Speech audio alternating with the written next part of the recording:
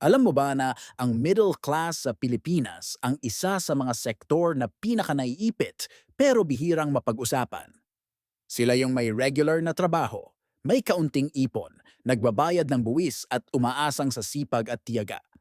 Unti-unting gagaan ang buhay, hindi sila mahirap, kaya walang ayuda. Pero hindi rin sila mayaman, kaya walang sapat na proteksyon.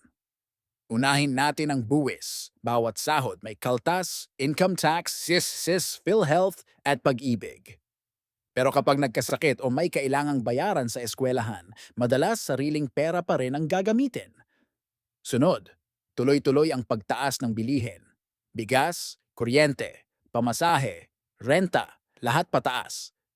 Pero ang sahod ng marami, mabagal ang galaw. Kaya kahit may trabaho, pakiramdam ng marami, kulang pa rin ang kita. Isa pa, limitado ang tulong ng gobyerno. Ang mahihirap may subsidies at assistance. Ang mayayaman may negosyo at investments. Pero ang middle class, umaasa sa overtime, side hustle, at minsan, utang. Dahil dito, maraming middle class ang isang emergency lang ang layo sa kahirapan. Isang hospitalization o pagkawala ng trabaho, pwedeng mabura ang ilang taong ipon.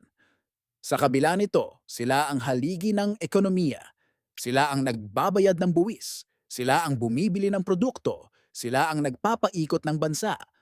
Kaya ang tanong, hanggang kailan kakayanin ng middle class ang ganitong sistema? Dahil kapag sila ang tuluyang bumigay, damay ang buong ekonomiya ng Pilipinas.